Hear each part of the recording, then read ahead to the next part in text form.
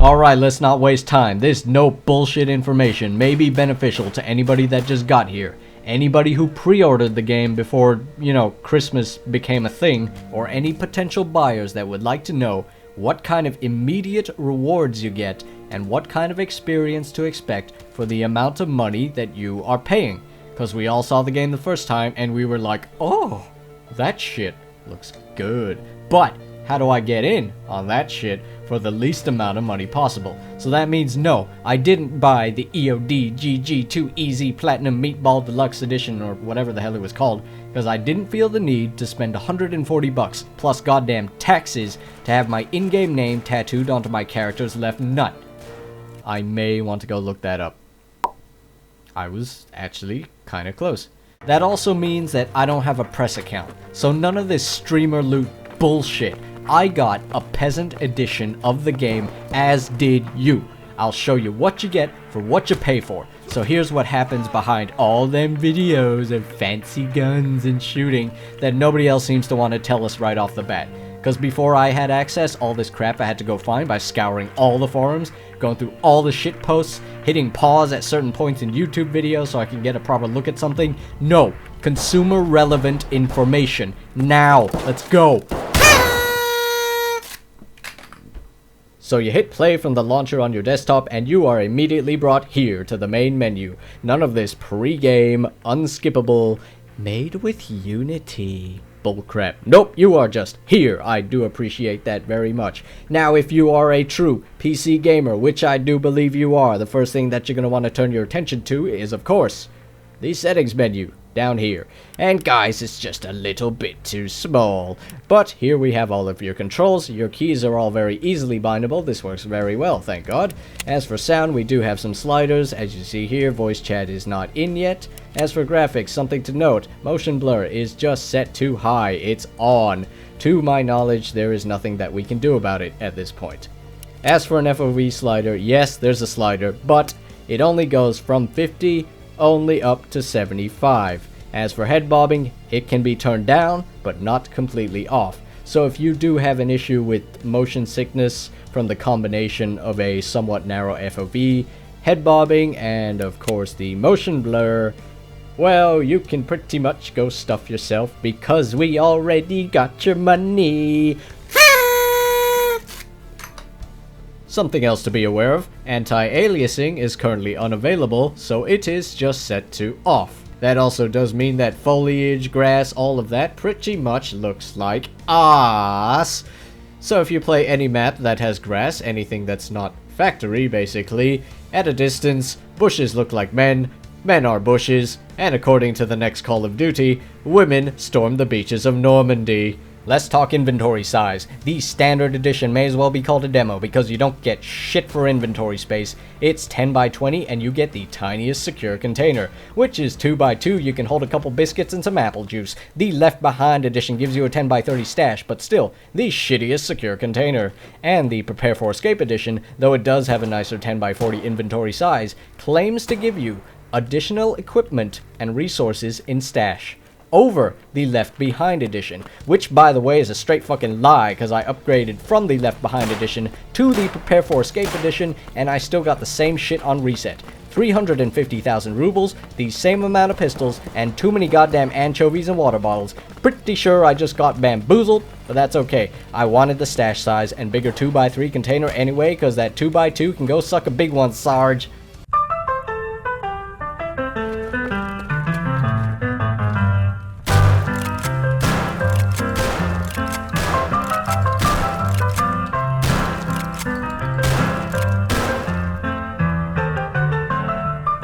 Let's have a look at what a regular player's inventory could look like, at least in the beginning stages. First, let's talk about what I believe to be one of the bigger incentives to purchase the more expensive editions of the game.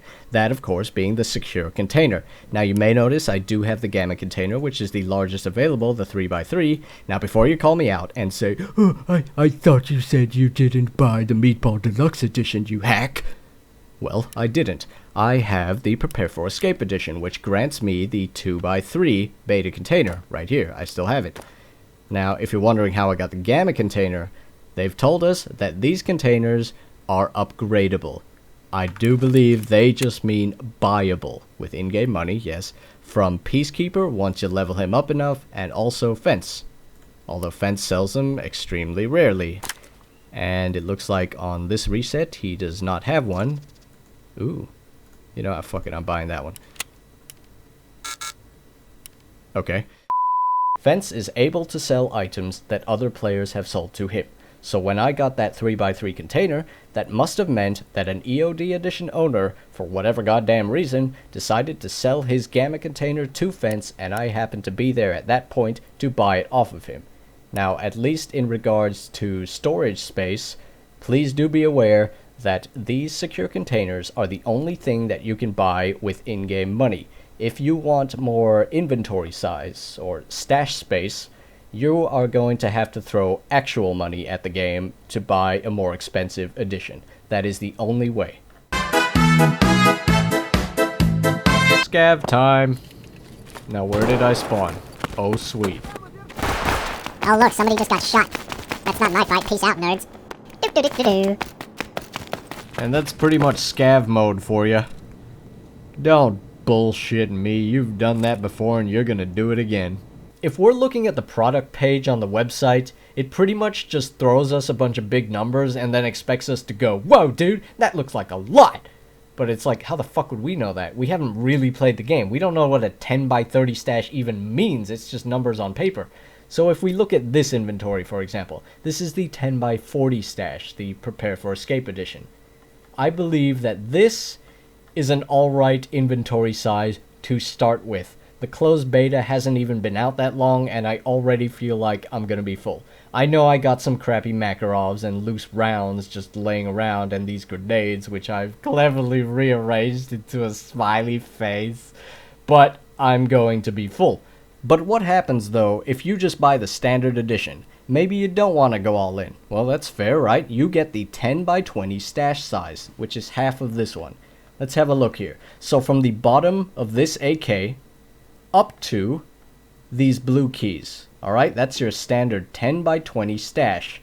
But I believe that if you have bought into this game at all, you're here for the long run. I know that you know this is not your casual throwaway game. You're going to spend a lot of time here, but very quickly, you're going to realize that this stash size is just insultingly small. It's not a stash. It's a giant virtual middle finger to anybody who bought a lesser edition of the game. Look at this. 3 AKs. Let's assume I had 4 shotguns here. That's 50 slots. 50 of your 200 slots are gone, a quarter. And that's not even counting your money. Real quick, your money is going to stack, and eventually you're going to have more money than you see here. So if these are your backup guns, and you're not going to just throw away your money, well, that leaves you with this much space to work with the remaining essentials in the game, such as medical supplies. This is not nearly enough. You need backpacks, and yes, you can put backpacks inside of backpacks,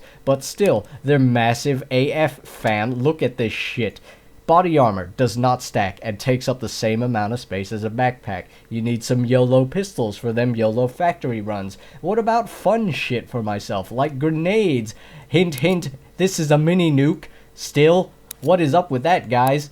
I need SMGs. I need attachments. That's a big part of the game, right? Well, too bad. I have one attachment here. It's a red dot sight, and I have no room for any more. Keys are absolutely essential. And for some players, these keys are the only reason that they would have to play on other maps that they otherwise would not have visited at all. There's simply not enough room to hold all of this. And what about scav mode? Let's say you go on a good scav run and you return with 2 primaries and a backpack full of stuff. Well, you're pretty much screwed because the game forces you to leave all of that loot at the door, and it just gets warped to Narnia because you don't have enough space in your inventory. You could say, oh, well, maybe that player should have just emptied his inventory before he went. You know what the devs are saying to you? They're saying, get your fucking wallet out right now. And don't you forget them taxes too, boy. You better add them in there, or every time you come back from a raid, we are gonna make your life hell. Foams at the mouth. What's this game about? This game is about loot. Using your loot to kill other people for their loot so you can perhaps sell that loot to buy more loot. So, right from the what the I'm not entirely sure how, but after that last error message, the game somehow found a way to delete itself. And here I am re-downloading it. Minus killing other people for their weapons, weapon and weapon attachment prices in the shop are going to dictate what you're going to be spending most of your time with in this game. Scavs are going to have pistols, shotguns, AKs, and the occasional sniper rifle like the SKS. But if you want to buy them, pistols cost about 5,000 rubles, shotguns, SKS, AKs cost about 25,000, M4s cost about 60, MP5, MPX, and the silenced MP5 are about 100,000 or more, converted from dollars that is. So a standard run on factory, for me at least, looting boxes until my gamma container is full, and then finding the fastest way to kill myself, takes me about 60 seconds. That gets me about 5,000 rubles worth of stuff to sell, so provided I don't get killed immediately, I can quite reliably find enough junk to sell to pay for a simple Makarov every 1 or 2 runs, which isn't bad at all. But where it starts getting stupid is that certain attachments, like sights or grips, are priced so astronomically out of whack that they could easily make up for half the cost of the big-ass rifles or more. You've probably seen the closed beta trailer where players are running around with lasers and fancy optics. Nah, that's not at all representative of what you're usually going to be having. So that whole 3D weapon modding screen that they just love to show us, it's all pretty much just for show because you're never gonna have enough attachments to make it matter. The combination of a sight, a laser, and a grip could easily cost you over 30,000 rubles. But the stat bonuses from these attachments are often so insignificant and just not worth the shop price. You'll need a weapon to be nearly fully decked out by the time the weapon performance is noticeably different. Of course, minus the optic. So that grip that you spent a rifle's worth of money on isn't going to completely negate the recoil and save your life every time. So if you stick things like that on an MP5, your weapon could cost upwards of 150,000 rubles, converted from dollars. So if your plan was to make any profit during that raid, it makes no sense to bring in something that costs more than every piece of loot in the entire raid combined. It's way more cost efficient to just bring a small thing that goes bang, cap somebody who has a bigger bang stick, and then just leave. But if you really insisted on bringing a real gun, why not just buy an AK for less than the price of an M4 optic and grip? What about an SMG? These things should be cheaper and easier to get, right? Well, no, not really. Some of these things are, in a way, locked behind a paywall. What do I mean by that? I mean there's a bartering system in place where you can trade certain junk items or gear for guns. Except that some of these items that the traders want may as well be fossilized unicorn dung because of how rare they are. So by the time you collect a fraction of what the traders want, you'll realize, oh shit, I don't care anymore what the fuck they had up for trade because 14 lotion bottles takes up too much goddamn inventory space. You know, the thing that we have to buy. And look at the requirements for this Keter SMG. You're telling me that you're gonna rob me of the chance to try this gun simply because this chubby motherfucker likes chocolate. And yes, that's a chocolate bar. First time I saw it, I thought it was a amusement park pamphlet or something. Nah, it's a chocolate bar, just so you know that. Although the worst offender is probably the SV98. 6 rechargeable batteries, and 4 car batteries. These car batteries take up as much space as this beta container. Well, where do you expect us to hold this shit? I can't even fit 3 of these in your mum. As for the secure containers, you're going to want to try to get your hands on at least a 2x3, which can be bought from Peacekeeper for about $5,000 or $6,000 if you max them out. If you're stuck with the 2x2, it'll seem like the game is actively discouraging you from going on longer raids. If you chose to play customs, for example, you could fill that up within the first 2 minutes of spawning, and with the introduction of one of the better medkits in the game, the Grizzly, you're kinda fucked if you want to carry it as well as any other valuables in your container, because the Grizzly medkit takes up 4 slots. The old Salewa medkit pronunciation, I don't know, used to be able to do what the Grizzly did, and it only took up 2 slots. So, in a way, with this update, Standard Edition owners got fucked again because it's the only medkit that can heal fractures, making the Grizzly almost necessary for a long raid, and it takes up double the space of the Salawat. That's a really weird word to say. So with it taking up all of your container slots, you can't even hold keys to open the dorm rooms or loot the military checkpoint, for example. A big part of the game right now is being able to find these keys and then go open their corresponding doors for more interesting loot, a sort of side quest for yourself. But if you're stupid enough to, for some reason, want to be able to heal a broken leg during a long raid, you can't have access to those locked doors. If you want what's behind those doors, your other realistic option is to stuff your pockets with shit meds like a splint and an AI2, bring a couple of keys in your secure container, sprint to those unlockable doors, and then have 2 slots left to hold whatever bullshit you find that, in retrospect, was not worth the effort of running across the map for. So if you looted 2 grenades and there's one more in the box that you can't carry, well, you might as well have fun with it and blow yourself and or somebody else up with it. Another common tactic is to just store a pistol in your container and then take it out whenever you think you have a clear shot at somebody. Except that pistols will take up 2 of your 4 slots, leaving you 2 other slots to carry loot like 1 AK mag, again not enough space for meds, unless you'd like to risk your gear every single raid and just hold stuff on your person, you know, outside of your gamma container. Higher tier edition owners can hold a pistol in there and still have 4 or 7 slots in there left for loot and meds. And while we're on the subject of meds, morphine costs about 8,000 rubles. And if you don't know, morphine allows you to sprint after you've treated a fractured leg.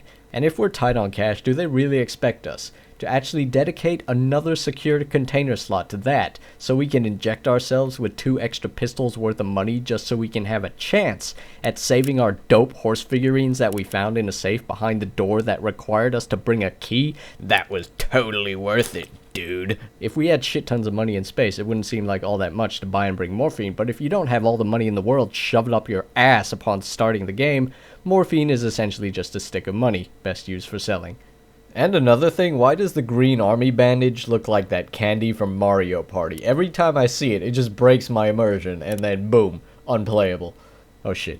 Oh shit. I said the word. I said the U word. Unplayable, thread locked by default. That's how the forums go, by the way. Don't complain about stash size either, because, you will be able to upgrade your stash size with in-game money. In the distant fucking future, yeah, but not now. Now, when you're paying $50 for the standard edition. You don't get the standard experience. You get the piss-diluted, watered-down experience. But it's okay, it's okay.